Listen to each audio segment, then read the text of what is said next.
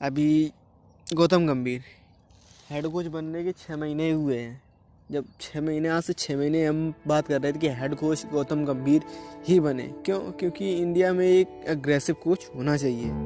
अभी तक लग रहा था, और क्योंकि वजह ये भी थी कि गौतम गंभीर ने अभी केकेआर को फाइनली दोबारा जब केकेआर में आए तो उन्होंने ट्रॉफी जिताई। तो इस कारण हम सभी को लग रहा था कि गौतम गंभीर कोच होने चाहिए। ये निर्णय कहीं तक सही भी था। इवन T20 फॉर्मेट के लिए बिल्कुल ठीक है। जब ओडीआई और टेस्ट की बात करें, अब तक 3 ओडीआई खेले। बायलैटरल सीरीज में श्रीलंका से शायद 27 साल हो गए, अभी तक एक भी मैच नहीं हारे सीरीज।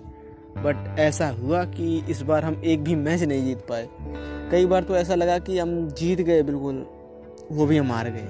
अब लास्ट मैच तो ऐसा लगा कि कुछ नहीं हो सकता इंडिया का। बट वहीं दूसरी ओर टेस्ट की ओर देखें, न्यूजीलैंड अब तक 2 मैच जीती थी पूरी ओवर हिस्ट्री में इंडिया में, लेकिन वो इस बार पूरी सीरीज जीत गई। तो ये कहीं ना कहीं दुखद है कि T20 is better, but test और ओडीआई का क्या, और अभी बीजीटी भी हार गए।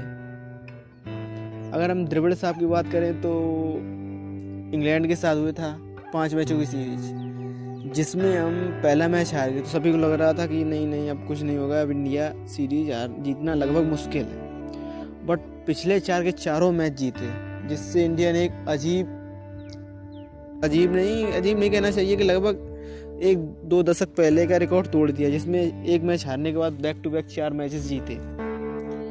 बट इसमें क्या, हमने रोहित शर्मा की फॉल्ट की बात कर ली, विराट कोहली की कर ली, बट गौतम गंभीर की तो हुई नहीं। बस आज उसी की बात करने वाले जैन साथियों, मनोज तिवारी का एक अभी इंटरव्यू आया, या फिर यूँ कहिए कि ट्विटर पर पोस्ट आया, जिसमें वो सभी को हिपोक्रेटिक कह रहे हैं। इसका मतलब ये है कि हिपोक्रेटिक कह रहे हैं, और मुझे लगता है कि उनके हिसाब से ये कहना है कि इंडिया में इंडियन कोच होना चाहिए, क्योंकि इंडिया को इंडियन कोच ही समझ सकता है कि इंडिया की क्या बायोलॉजिकल, क्या इमोशनल, ये सभी कंडीशन केवल एक इंडियन ही समझ सकता है। बट लेकिन जैसा गौतम गंभीर प्रेस कॉन्फ्रेंस में पहले कहते थे, वैसा है नहीं, ये उनका एक मानना है। बट ऐसा आपको क्या लगता है, ये आप जरूर बताइए। हाँ, ये बात सही है कि रोहित शर्मा जहाँ खेलते, रोहित शर्मा और विराट कोहली, वहाँ टीम परफॉर्म बेटर नहीं कर रही, चाहे ओडीआई हो या टेस्ट हो। वहीं पर सूर्य कुमार यादव और गौतम गंभीर बहुत बढ़िया बन रही है। उसकी वजह एक ये भी हो सकती है कि सूर्य कुमार यादव और गौतम गंभीर, इन दोनों की शायद अच्छी पॉइंट टू पॉइंट बातें हो जाती हैं, जिसके कारण उन दोनों में कोई अंडरस्टैंडिंग रहती नहीं है, और बेटर अंडरस्टैंडिंग, मिसअंडरस्टैंडिंग रहती नहीं है, और बेटर अंडरस्टैंडिंग रहती है।